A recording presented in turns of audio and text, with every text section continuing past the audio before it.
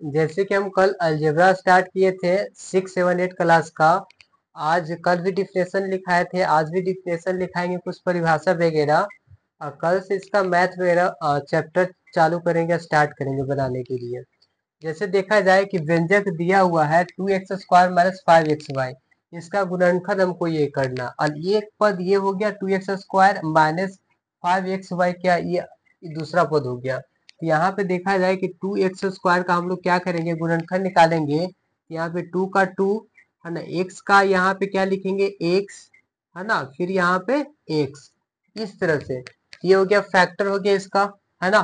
फिर यहाँ पे देखा जाए -5xy है, इसका फैक्टर निकालते हैं, इसका हम लोग फैक्टर निकालेंगे इस तरह से। तो -5 हो जाएगा, x हो जाएगा, y हो जाएगा, ये फैक्टर हो गया, है ना। अब यहाँ पे देखा जाए गुणांक क्या होता है।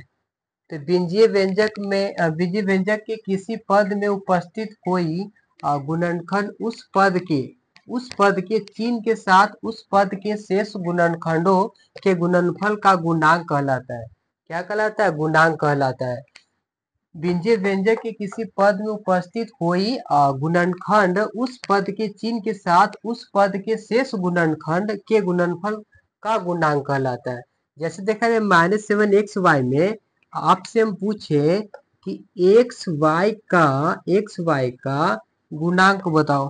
क्या बताओ? यहाँ पे गुणांक बताओ। तो हम लोग एक्स वाई का गुणांक क्या बताएंगे? -7 बताएंगे। बताएंगे ना, ये हो जाएगा। यह केवल पूछते हैं कि एक्स का गुणांक बताओ, एक्स का गुणांक बताओ। एक्स का बोला यहाँ पे, तो एक्स का यहाँ पे लिख दिए, तो हम लोग क्या 7 और बाय बच गया, तो क्या हो जाएगा -7 बाय बच जाता है। यहाँ पे -7 बाय बोलते, क्या बोलते हैं? -7 बाय बोलते हैं ना। फिर यहाँ पे क्या लिखते हैं? बोला जाए यहाँ पे कि y का गुणांक बताओ, y का गुणांक बताओ। तो हम लोग क्या लिखते हैं यहाँ पे? y का पूछ रहा था, -7x हो जाता। क्या हो जाता? -7x हो जाता, ये गुणांक हुआ। फिर इसका देखिए, ये 4 का -4ab का गुणांक पूछता है यहाँ पे कि ab का गुणांक, ab का गुणांक बताओ। ab का गुणांक क्या लिखते हैं? -4, माइनस क्या लिखते हैं? 4 लिखते हैं, -4 लिखते ना, ठीक। फिर यहाँ पे देखा जाए, पूछता है यहाँ पे कि a का गुणांक, a का गुणांक बताओ, a का गुणांक बताओ। a का लिखे हैं, तो a का यहाँ पे देखना नहीं है, कौन बचेगा? 4, -4 भी बच गया, तो क्या यहाँ पे लिखते हैं? -4 भी हो जाता, -4 भी हो जाता, ठीक। पूछता है यहाँ पे कि b का गुणांक बताओ, b का गुणांक बताओ। तो b का गुणांक -4 ही हो जाता, क्या होता? -4 ही हो जाता, ये गुणांक था। आगे देखा जाए यहाँ पे एक अंक गुणांक होता है, जिसमें डिजिट रहेगा, उसे अंक गुणांक बोलते हैं। तो देखिए, पद में जब संख्या गुणांक होता है, पद में जब संख्या गुणांक होता है, तब उसे अंक गुणांक कहा जाता है। क्या बोलते हैं? अंक गुणांक कहा जाता है, ठीक। जैसे 5x में x का गुणांक क्या हो गया? x का गुणांक क्या? 5 है ना। 5 एक क्या? एक संख्या है, तो ये गुणांक हो जाएगा, है ना। तो ये गुणांक कहता है, गुणांक 5 एक क्या? संख्या है, तो ये हो गया अंक गुणांक हो गया। पद में जब संख्या गुणांक होता है, तब उस अंक गुणांक कहा जाता है, उसे अंक गुणांक कहा जाता है। जैसे 5x में यहाँ पे हम लोग क्या लिखे थे? 5x, 5x में x का गुणांक, ये क्या? 5 है ना। एक क्या? संख्या है। एक होता है अक्षर गुणांक, पद में गुणा करने वाली जब कोई कहता संख्या नहीं बल्कि अक्षर हो, तो उसे अक्षर गुणांक कहते हैं, है ना। जैसे अक्षर गुणांक xy कोई संख्या नहीं है, यही ना हो गया अक्षर गुणांक, केवल लेटर हो गया, तो अक्षर गुणांक हो जाएगा वहां पे। जैसे क्या होगा? ए बी हो गया, ये सब अक्षर गुणांक हो गया। क्या हो गया? अक्षर गुणांक हो गया। इतना लिखिए।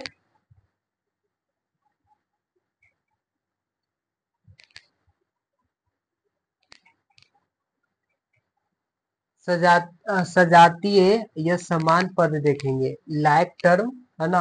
एक होता है आपका विजातीय समान पद, अनलाइक टर्म। तो सजातीय समान पद क्या होता है, किसे कहते हैं?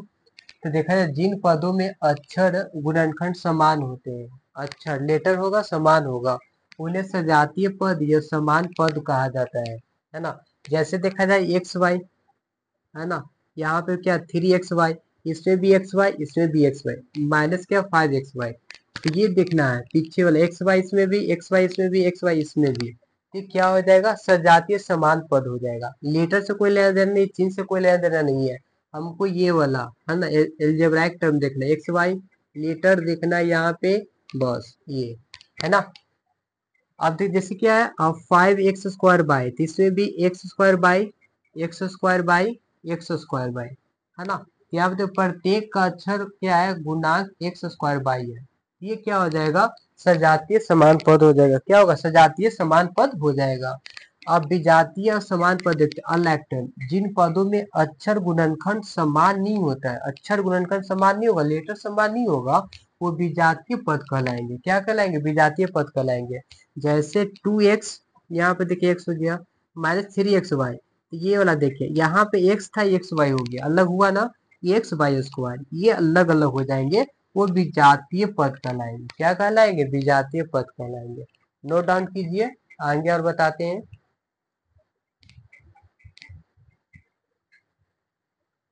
बहुपद का घात, डिग्री ऑफ पॉलिनोमियल के बारे में हम लोग देखेंगे।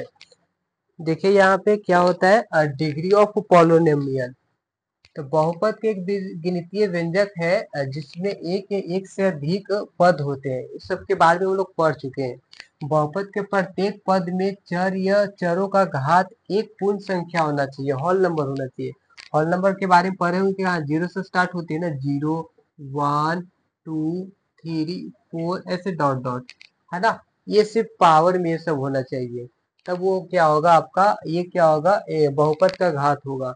रूट में नहीं जाएगा, है ना, माइनस में नहीं जाएगा।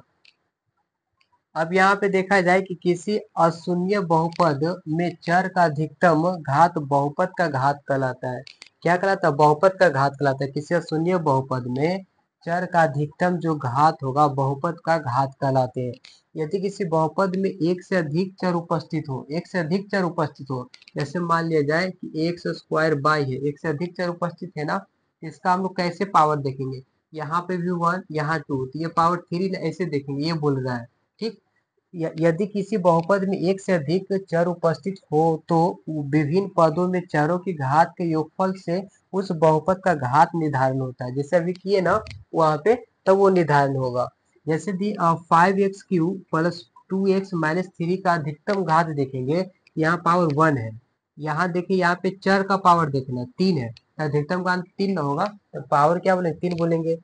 2x² माइनस 5x³ माइनस 7 का अधिकतम घात क्या है, ये पावर 3 है, तो 3 बोलेंगे, है ना। फिर देखा जाए x² बाई -3x बाई के power 4 minus 2x³ by plus x³ by cube plus क्या है यहाँ पे बाई क्यूब है। ठीक, अब देखना है कि इसमें अधिकतम घात किसका होगा। यहाँ पे देखिए पावर देखा जाए, x के पावर 2 है और बाई के पावर 1 है, कितना यहाँ पे 3 आया, 3 आया ना, ऐसे ऐड करेंगे। यहाँ पे x के पावर 1 है, यहाँ पे बाई के पावर 4 है, तो 5 आया। यहाँ पे क्या 3 1 4 आएगा, यहाँ पे 3 3 6 आएगा, है ना। और यहाँ पे कितना 3 है, तो सबसे पावर यहाँ पे 6 आ गया ना। क्या x का पावर 3 बाई के पावर 3, अधिकतम घात क्या हो जाएगा, यहाँ पे घात, है ना, क्या हो जाएगा 6 हो जाएगा, तो 6 बोलेंगे, है ना। लिखिए, नोट डाउन कीजिए, थोड़ा सा और बच गया है।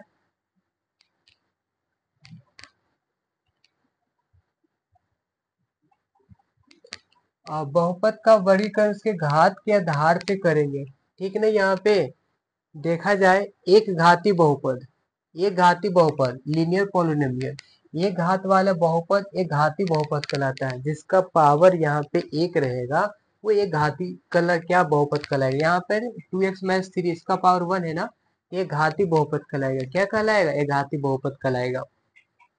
त्रिघाती बहुपद क्वाड्रेटिक पॉलिनोमियल, दो घात वाला बहुपद द्विघाती बहुपद कहलाता है, जिसका पावर 2 हो, अधिकतम पावर कितना 2 हो, वो क्या कर द्विघाती बहुपद कहलाएगा। ठीक, ये टर्म से लेना देना नहीं है, टर्म से लेना देना नहीं, हमको पावर से लेना देना है, पावर देखना है। ठीक, तो यहाँ पे 2x से माइनस y² है, यहाँ पे भी आगे तक रह सकता है, कोई दिक्कत नहीं कि दो टर्म तक ही रहेगा। तो अधिकतम पावर कितना 2 है ना, ये क्या द्विघाती बहुपद कहलाएगा। क्या कहलाएगा, द्विघाती बहुपद कहलाएगा। त्रिघाती बहुपद देखा जाए, क्यूबिक पोलिनोमियल तीन घात वाला बहुपद त्रिघाती बहुपद कहलाता है। अधिकतम पावर 3 होना चाहिए। ठीक, जैसे कि अब 5x³ माइनस x प्लस 8, तो अधिकतम घात यहाँ पे देखा जाए x के पावर 3 है ना, ये क्या त्रिघाती बहुपद कहलाएगा। क्या कहलाएगा? त्रिघाती बहुपद कहलाएगा। अधिकतम पावर, ये टर्म नहीं देखना है कि 3 टर्म हुआ, आगे भी जा सकता है, ये 2 टर्म तक भी रह सकता है, केवल पावर देखेंगे। ठीक ना। ये चतुर्थ घाती बहुपद बाइक्वाड्रेटिक पोलिनोमियल, चार घात वाला बहुपद चतुर्घाती बहुपद कहलाता है। क्या कहलाता है? चतुर्घाती ये बहुपद कहलाता है। जैसे देखेंगे यहाँ पे 2x माइनस 5 x/3 प्लस 4 है। ठीक, तो अधिकतम घात देखा जाए इसमें, ये तो पावर 1 हो गया, ये 1 है, ये 3 है, दोनों को ऐड कीजिए, जैसे कि x के पावर 1 y के पावर 3, ये 4 मिला ना, ये चतुर्घाती बहुपद कहलाएगा, है ना। चतुर्थ घाती बहुपद ये कहलाएगा। अब अचर बहुपद देखें तो कांस्टेंट पोलिनोमियल देखा जाए क्या होता है? वह बहुपद जिसमें जिसमें केवल एक कतः अचर राशि हो, अचर राशि कांस्टेंट हो, मान फिक्स्ड होता है, ये बोलते हैं ना अचर बहुपद कहलाता है। अचर बहुपद का घात शून्य होता है। क्या होता है? घात शून्य होता है। एग्जाम्पल 3 है ना, यहाँ पे देखा जैसे 5 भी ले सकते हैं, है ना, 6 कोई भी डिजिट वगैरह, ये क्या कहलाएगा? अचर बहुपद कहलाएगा। कल से हम लोग एक्सरसाइज का प्रॉब्लम सोल्व करेंगे, है ना, ये सब डिफिनेशन वगैरह याद कर लीजिएगा।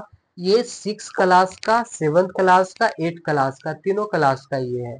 अब तीनों क्लास का हम क्या करेंगे? एलजेब्रा का बुक से सोल्व करवाएंगे एक्सरसाइज वगैरह। अब हम कल मिलेंगे। Bye, take care you.